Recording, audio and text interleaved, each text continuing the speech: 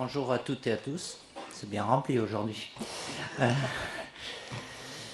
Donc la liste des 26 joueurs pour les deux matchs qui nous attendent, Brésil-France et France-Colombie. Gardien de but, Lucas Chevalier, Mike Maignan, Brice Samba. Défenseur, Lucas Digne, Malo Gusto, Lucas Hernandez, Théo Hernandez, Pierre Kaloulou, Ibrahima Konaté, William Saliba, Dayo Upamecano. Milieu de terrain, Eduardo Camavinga, N'Golo Kanté, Manu Koné, Adrien Rabiot, Aurélien Tchouamini, Warren Zahir Emery. Attaquant, Magnès Akliouche, Ryan Cherki, Ousmane Dembélé, Désiré Doué, Hugo Ekitike, Randal Colomwani, Kylian Mbappé, Michael Olise, Marcus Thuram. Ça vous va?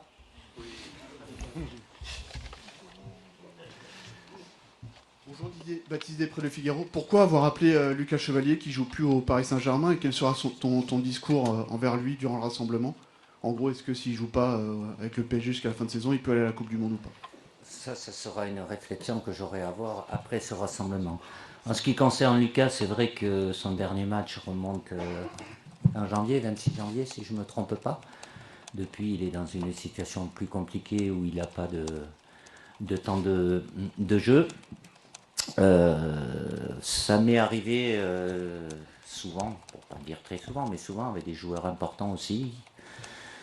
Ça concernait plus les joueurs de champ, mais qui pouvaient être ponctuellement en difficulté dans leur club. Et de tendre la main, ça fait partie de la relation de confiance aussi. Lucas est avec nous depuis un peu plus d'un an, régulièrement. J'oublie pas, et il ne faut pas que vous aussi, ou certains d'entre vous, oublient qu'à l'automne, il était censé concurrencer Mike Maignan, voire jouer et être titulaire en équipe de France. Depuis la situation, il n'y a que 4 mois qui se sont passés.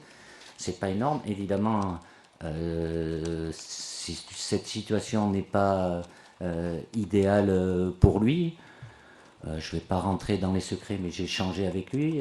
Donc si je vous le dis aujourd'hui, c'est pas dans un rôle de numéro 2 où il est pris, mais c'est dans un rôle de numéro 3, bien évidemment. Voilà, c'est une manière pour moi de... Et c'est pas au détriment, même si pour vous ça le sera certainement, puisque il est à une place que d'autres auraient pu... Gardien aurait pu pétendre, mais c'est important pour moi humainement, parce que je considère qu'en 4 mois, il n'a pas perdu sa valeur. Certes, il n'a pas eu, depuis fin janvier, de match. Il reste en activité. Et de quoi seront faits les lendemains, c'est-à-dire après cette tournée et la prochaine liste? Je ne sais pas. Est-ce que ça va évoluer? Je ne sais pas, je le souhaite pour lui, mais je ne mets pas de pression sur Luis Enrique ou le PSG en vous disant ça, bien au contraire, mais ça me semblait important pour lui, envers lui, de le prendre sur ce rassemblement-là. Bonjour Didier, Xavier Monferrand de, Oui. de Radio France. Petite question sur les milieux de terrain, déjà la présence d'N'Golo Kanté à quelques mois même pas de la Coupe du Monde. J'imagine que c'est aussi un signe par rapport à... Mais il était là en novembre. Hein. Oui, bien sûr, mais... Vous l'avez éliminé? Bien sûr. Et sur Warren Zahir Emery, j'imagine que ses prestations ces derniers mois, ces dernières semaines vous ont convaincu aussi, peut-être dans sa polyvalence. On l'a vu faire de très bonnes performances en tant qu'arrière droit. Je sais que la polyvalence vous tient à cœur. Merci. Oui, il a cette capacité-là. C'est vrai qu'il a eu à être utilisé dans cette position-là, même si de par le système de jeu du PSG, offensivement, il ne se retrouve jamais dans une position de latéral droit. Mais tant mieux pour son équipe. Mais moi, je le considère avant tout comme un milieu de terrain qui puisse être une option au cas où. De toute façon, l'objectif avec le staff technique, quand on fait une liste, c'est de faire en sorte qu'on ait les postes. À chaque poste, on puisse avoir 3 options. Et si ces options-là sont réunies avec 24, 23 ou 25 joueurs, même si là en élargissant, et si j'ai élargi cette fois-ci la liste, c'est pour des raisons aussi bien spécifiques, même si j'ai la liberté de prendre entre 23 et 26, le fait d'avoir 2 matchs très rapprochés.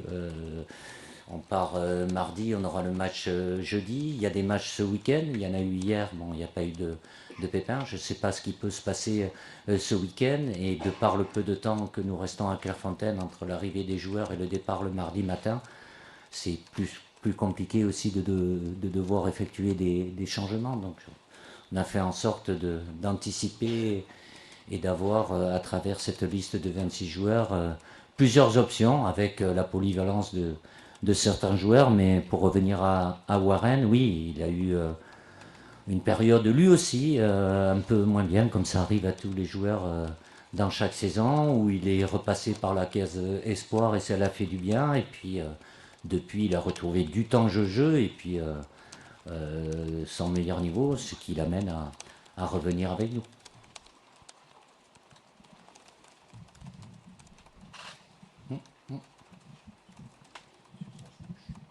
Ah. Bonjour Philippe Sansfourche pour un RTL. Vous l'avez évoqué à l'instant, 2 matchs à l'autre bout du monde à cette période de l'année, c'est évidemment compliqué sur le plan physique. Est-ce que finalement, les enseignements que vous attendez ne sont pas aussi importants sur le plan humain, de la vie de groupe, que sur le plan du foot, puisqu'il est très difficile de travailler dans cette période? On a toujours des réponses à chaque rassemblement, même si les joueurs qui sont appelés aujourd'hui, on a déjà des enseignements parce qu'ils sont déjà venus sur le plan humain. Je ne vous cache pas que sportivement, oui, cette tournée, c'est pas l'idéal de par le fait de jouer déjà jeudi, dimanche, avec des joueurs qui ont joué des qualifications pour la Champions League. Il y a des matchs importants ce week-end. Derrière, après ce stage, il y aura les quarts de finale de Champions League. Et puis, on est dans la ligne droite avec des titres nationaux, des coupes nationales. Donc, mais on a ces deux matchs-là. Au niveau des séances d'entraînement, ce sera extrêmement réduit, comme ça l'est de plus en plus. Donc, on va faire en sorte, avec le staff, d'aller à l'essentiel. Mais ça nous amènera forcément, de rencontrer déjà le Brésil et la Colombie, qui sont 2 adversaires de haut niveau, ça nous donnera des réponses supplémentaires. Je comprends qu'après cette liste-là, statistiquement, forcément, il y en aura beaucoup qui sont là aujourd'hui, qui seront là au mois de mai. Pas de conclusion trop hâtive quand même, mais on restera dans une logique en sachant, de par l'expérience accumulée, que dans les 2 mois, il peut se passer aussi beaucoup de choses. J'espère pas de choses négatives avec la blessure de joueur. Aujourd'hui, avec la blessure, la dernière de Barco, elle n'est pas irrémédiable, de par le délai qui lui a été signifié. Pour Jules Koundé non plus. Après ce rassemblement-là, si blessure il y a, et je ne le souhaite pas bien évidemment, que ce soit en avril ou en mai, ça peut devenir compliqué par rapport à la liste du mois de juin. Donc cette tournée, elle est là, on l'a méritée puisque on est qualifié, on n'a pas des barrages à faire, c'est quand même plus tranquille. C'est pas l'idéal sur le plan sportif, bien évidemment. Mais aujourd'hui, dans le sportif, il y a d'autres éléments qui rentrent en ligne de compte et en tant que sélectionneur, je compose avec aussi. Bonjour Didier, Soura Katakebe pour Africa Radio. Oui. Ici. Ayoub Boadi n'a pas été sélectionné par le sélectionneur Mohamed Wahbi du Maroc. Est-ce que c'est un joueur que vous suivez de près et est-ce que vous lui avez parlé récemment sur son choix de sélection nationale? Merci. Oui, j'ai vu ça, qu'il n'a pas été sélectionné. Il a cette liberté-là de pouvoir choisir. Je ne suis pas là pour lui enlever. j'ai pas échangé avec lui, ce n'est pas ma manière de fonctionner. Quand j'appelle un joueur, quel qu'il soit, mais quand c'est un joueur qui est concerné par cette liberté-là de pouvoir choisir entre, bon, deux, trois, maintenant il y a des quadrilles, des quinquas aussi, donc ils ont beaucoup de choix. C'est parce que je pense que c'est le moment où je considère qu'il peut être utile à l'équipe de France A. Évidemment qu'on suit ses performances. Évidemment, je ne vous cache pas qu'il y a une concurrence qui est très forte. Et d'ailleurs, j'ai pris 6 milieux de terrain, mais dans les 6, il y en a au moins 3-4 qui sont déjà venus et qui pourraient prétendre aussi faire partie. Donc, ça sera son choix. Je sais pas je vais pas anticiper ce que je déciderai au mois de mai. Après, il faut demander à quelqu'un d'autre parce que ça sera pas moi. Donc, il faudra lui poser la question. Bonjour Didier, Dominique Saint-Clair, Le Parisien. Compte tenu de son problème au genou, est-ce que vous avez envisagé de ne pas sélectionner Kylian ou c'était impossible? Rien n'est impossible. À partir du moment où il avait un protocole qui était mis en place, qui a été respecté, il était dans le timing. Ça s'est passé comme c'était prévu. À le fait qu'il soit disponible pour le match contre City, où il est rentré 25 minutes. Il a un match important dimanche face à l'Atlético Madrid, où il est censé, je ne vais pas me mettre à la place d'Arbeloa, mais jouer ce match-là. Donc en termes de blessures, le protocole a été respecté. J'ai échangé régulièrement avec Kylian. Il n'y avait pas d'obligation, même si j'ai pu comprendre ou entendre qu'il soit présent et qu'il soit juste là pour faire du marketing. Certes, Kylian c'est Kylian et il a un impact important. Ça fait partie de sa vie de footballeur, mais il y a surtout de son côté, c'était clair qu'il voulait être là avec nous, mais en tant que joueur, et donc d'être présent pour ces deux matchs. Après, j'aurai le temps avec les uns et les autres, mais sans vous rentrer dans les détails, évidemment, en ayant deux matchs en 3 jours, avec un décalage horaire auquel il va falloir s'habituer. On n'aura pas sur cette tournée-là le problème de chaleur, puisqu'il devait faire aux alentours de 10 degrés là-bas, mais ça m'amènera à donner du temps de jeu à un grand maximum de joueurs sur ces deux matchs. Est-ce que Kylian sera concerné? C'est probable aussi.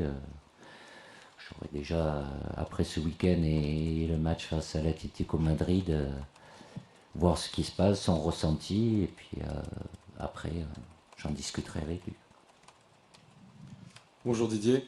Oui. Clément Leys, Bein Sport. C'est une liste de 26. Dernier Euro, vous aviez pris 25 joueurs. Alors la configuration de ce rassemblement est évidemment particulière avec les matchs qui sont ramassés. Est-ce que ça préfigure tout de même cette liste de 26? Ce que sera votre choix pour la Coupe du Monde? Et est-ce que vous savez, ou pouvez nous expliquer sur quels critères vous pourriez décider d'emmener que 25 joueurs, 24, ou d'en emmener finalement 26? Je vous l'ai dit, vous ne m'avez pas écouté peut-être. L'objectif, c'est de faire en sorte d'avoir chaque poste 3 options. Comme je l'ai dit, je vais le répéter, si j'estime avec mon staff que nous arrivons à cette option-là à 24, 23, 24, 25, 26, voilà, je ne suis pas là pour prendre des joueurs en moins aussi, même si j'ai bien conscience que même en prenant 26, ça laisse pas mal de joueurs qui légitimement pourraient être sélectionnés. Ça ne sera pas le cas, donc je reste ouvert et dans la réflexion, et j'aurai cette réflexion-là par rapport à la situation que j'aurai à gérer. Je n'ai pas tous les éléments aujourd'hui, au mois mi-mai, le 13 mai d'ailleurs. Oui, la liste officielle sera le 13 mai soir, sur TF1, c'est ça, si je m'abuse. Donc d'ici là, voilà, je ne veux pas faire différent des autres, c'est pas amener des joueurs pour amener des joueurs. Après, quand on prend statistiquement, Je ne sais pas si vous le savez, probablement, je vous l'ai dit, quand on en prend 23, il y en a toujours 3-4 qui ne jouent pas. En prenant 26, je ne pense pas que ça va diminuer. Donc ça a des avantages, des inconvénients. Faire des séances d'entraînement 11 contre 11, je ne me vois pas faire des séances à 12 contre 12.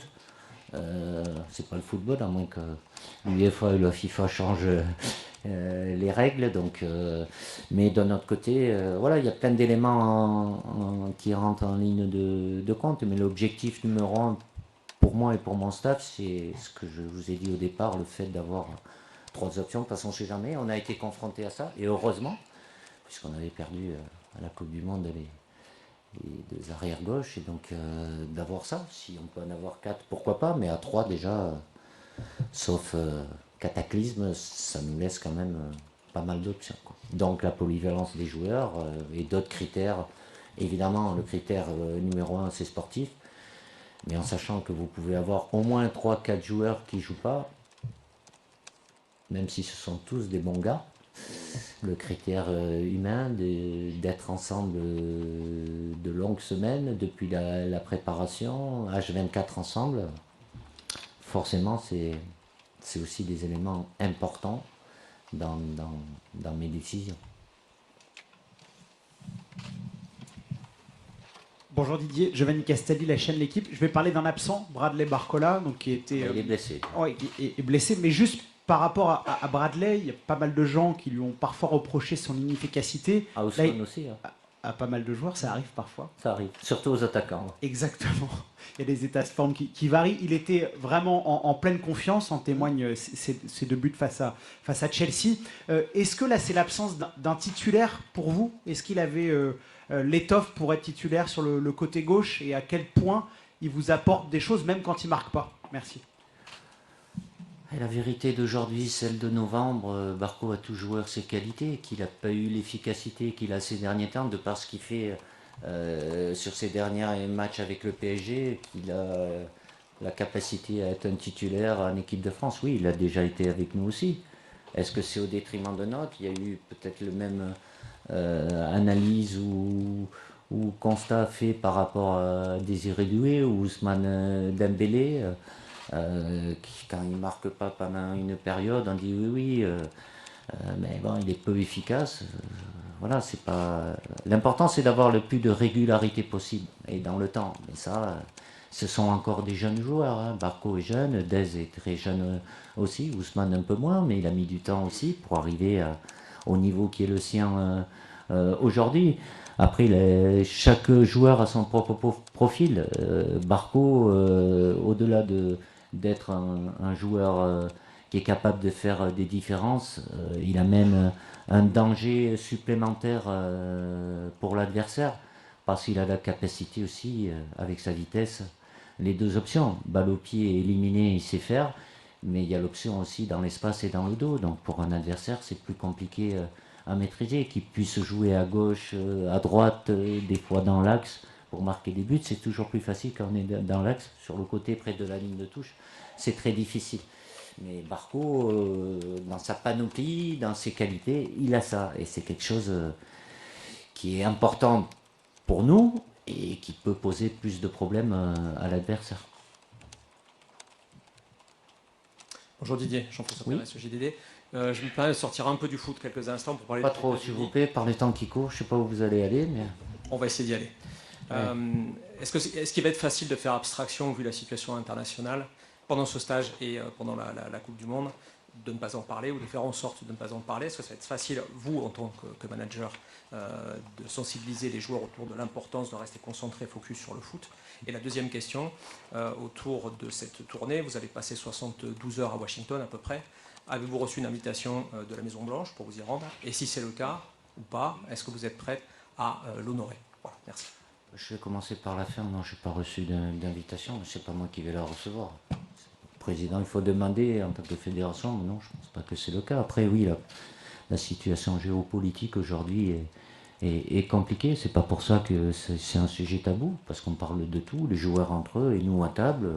Voilà, après qu'on ait des questions et des prises de position par rapport à tous les conflits qu'il peut y avoir aujourd'hui dans le monde entier, chacun a la liberté d'y répondre ou ne pas y répondre, mais nous sommes des êtres humains, que nous soyons résidents français ou pour certains joueurs résidents étrangers, ce sont des citoyens, ils sont confrontés à la vie de tous les jours aussi. On est dans une sphère sportive avec le football, qu'on soit concentré sur le terrain, bien évidemment, mais ça n'empêche pas de se rendre compte de ce qui se passe autour de nous et que ça peut avoir, je ne le souhaite pas, je ne l'espère pas, mais une influence sur l'organisation sportive. Aujourd'hui, la situation, tout le monde la connaît, comment elle va évoluer ou s'arrêter, je n'ai pas les réponses, mais forcément, ça crée, je ne vais pas dire, aller jusqu'à dire des inquiétudes, mais c'est pas, forcément, c'est pas un climat de sérénité qui amène aujourd'hui, de par ce que représente l'équipe de France aussi, une obligation de sécurité qui est plus importante. Ça, on ne va pas penser chaque seconde, chaque minute où on est à ça, autrement c'est impossible de vivre le moment, mais on ne peut pas se détacher non plus de ce qui se passe dans le monde aujourd'hui, et en tant que citoyen français ou résident étranger, ben, on se sent concerné.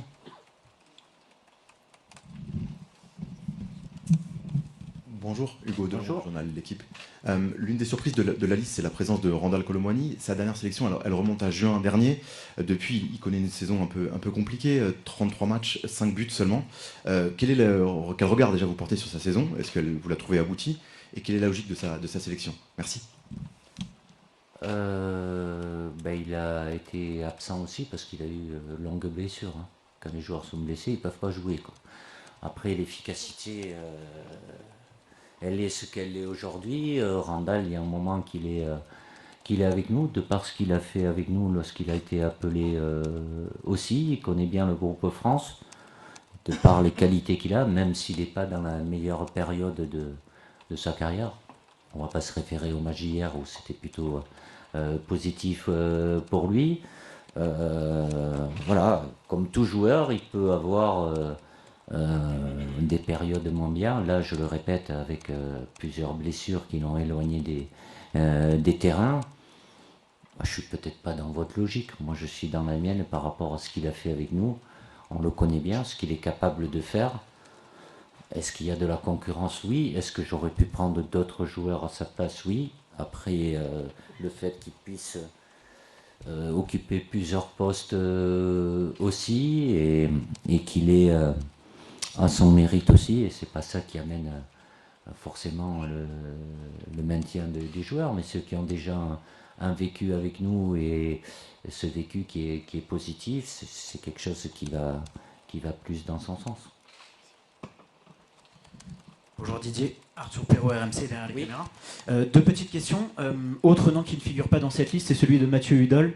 Son nom est beaucoup revenu ces dernières semaines, même ces derniers mois. Est-ce qu'il partait de beaucoup trop loin pour être dans cette liste?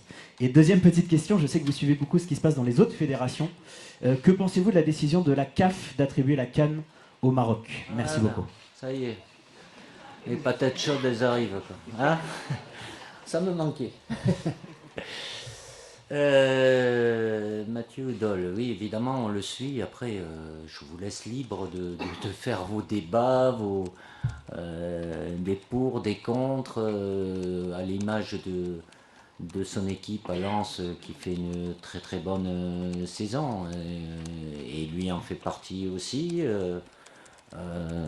Voilà, c'est pas une question d'âge, même s'il est pas jeune, mais bon. Il fait partie des joueurs à ce poste. Alors évidemment, le fait qu'il joue en France et à Lens, pour beaucoup d'entre vous, ça a un impact plus important. Je pense que vous regardez moins les matchs à l'étranger, où il y a aussi d'autres arrières-gauche, mais on les voit moins, vous les avez moins sous les yeux. Mais à partir du moment où...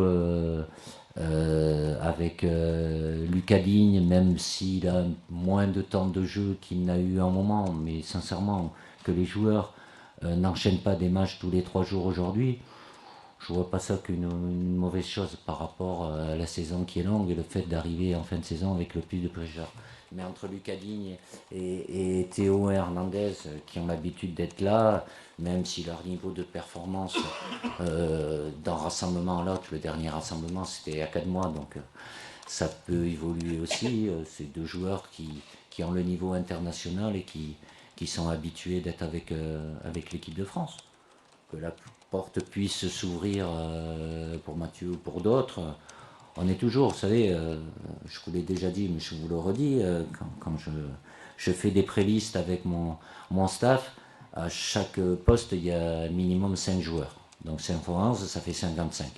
Donc on passe beaucoup de temps le week-end, la semaine, à voir tous ces joueurs-là. Et certains qui peuvent ne pas y être et qu'on peut inclure sur une liste à un moment si on estime qu'on peut avoir besoin. Donc je sais que vous avez un peu l'habitude de parler de ceux qui ne sont pas pris, et j'ai bien conscience que même en ayant 26 joueurs aujourd'hui, il y a une bonne dizaine d'entre eux qui sont déjà venus et qui auraient pu prétendre à y être. Je suis là pour faire des choix, et même à 26, même si j'en prenais 30, il y aurait toujours des joueurs que je ne prends pas. Je suis obligé de faire des choix en respectant chacun d'entre eux, parce que je sais que la déception est importante quand on n'est pas sélectionné. L'équipe de France, ça représente beaucoup. De par tous les éléments qui sont à notre disposition sur le plan sportif, humain et autres, data, tout ce que vous voulez, on a tout ce qu'il faut. Faire en sorte de faire les bons choix. Et sur la CAN ? La CAN. Ah, j'avais oublié Qu'est-ce que je vais vous dire je pense que je suis comme l'ensemble d'entre vous, quoi. Surpris par cette décision. Et qu'elle intervienne, ça fait quoi, 2 mois qu'il y a eu le titre de champion d'Afrique. Après, maintenant, c'est sur le plan juridique apparemment, appel, le TAS, bon, là, c'est pas dans mon domaine. Voilà, c'est pour le moins surprenant. Je vais pas en dire plus, quoi.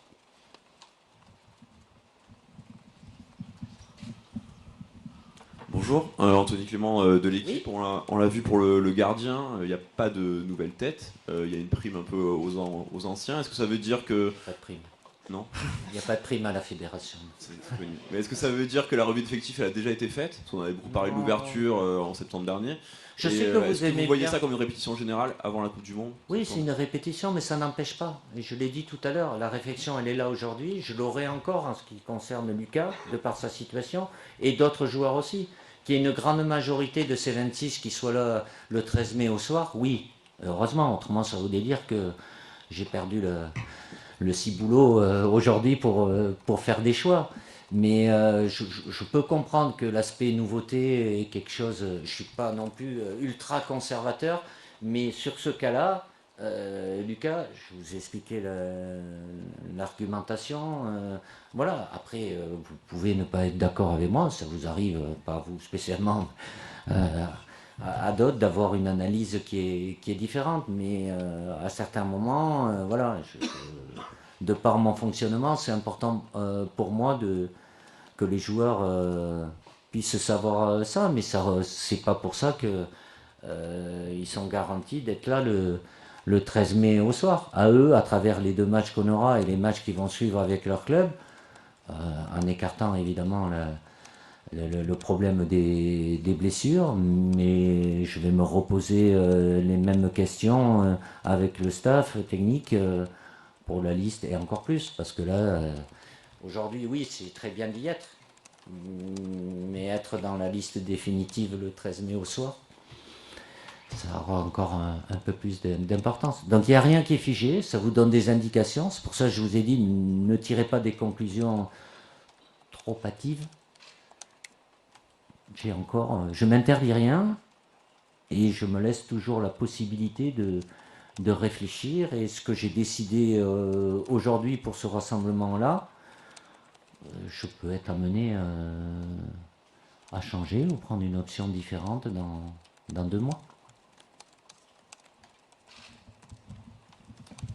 Bonjour Didier, Mathieu Rollinger pour ce foot. Être sélectionneur, c'est aussi anticiper, voir plus loin que le prochain match, la prochaine compétition. Vous, cette année, c'est la dernière. Est-ce que ça change quelque chose dans votre méthode ou dans votre état d'esprit, même dans le choix des joueurs? Non, si ce n'est que je sais que c'est la dernière avec l'équipe de France. Donc, de par le vécu, ça m'aide. L'expérience sert, bien évidemment.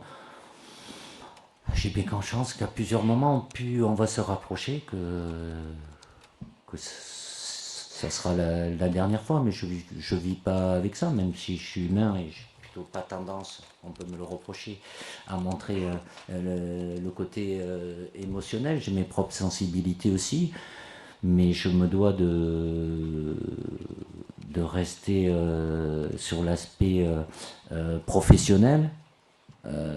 Jusqu'au bout, toute mon énergie est focalisée avec mon staff sur cette Coupe du Monde, en réfléchissant à toutes les problématiques. Il y en a beaucoup plus avec cette compétition aux États-Unis, bien évidemment.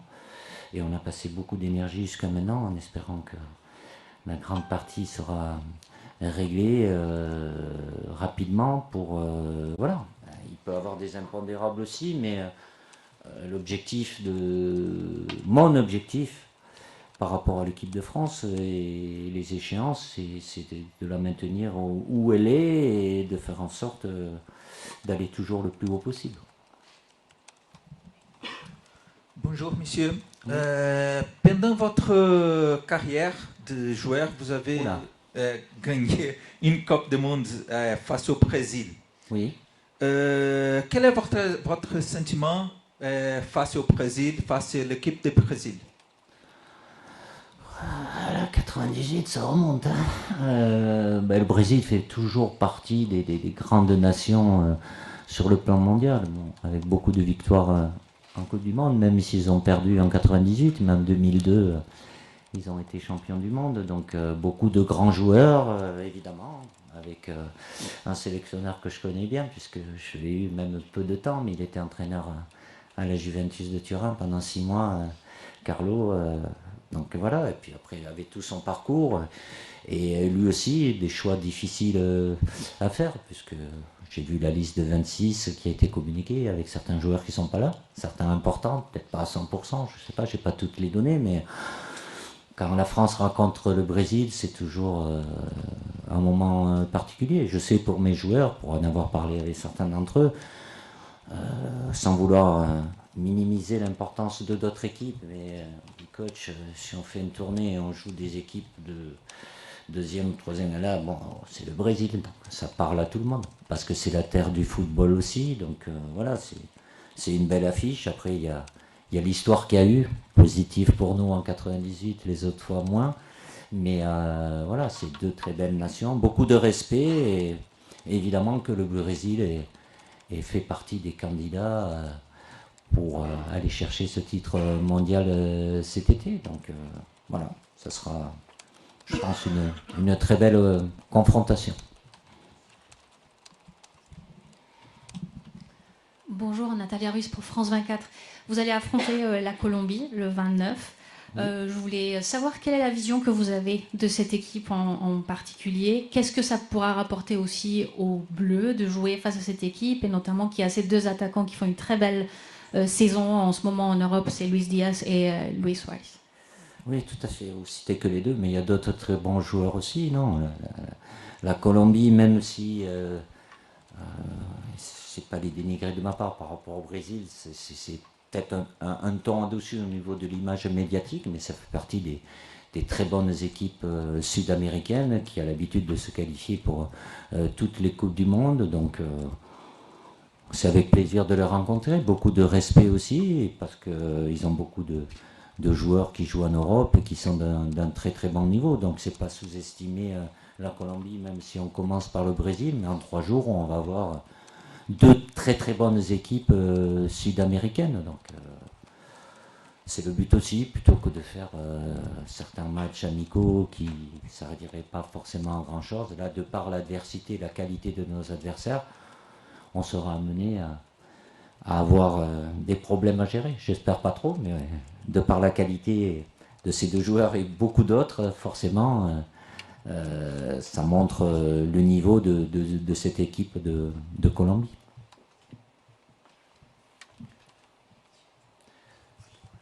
Je voudrais juste terminer sans...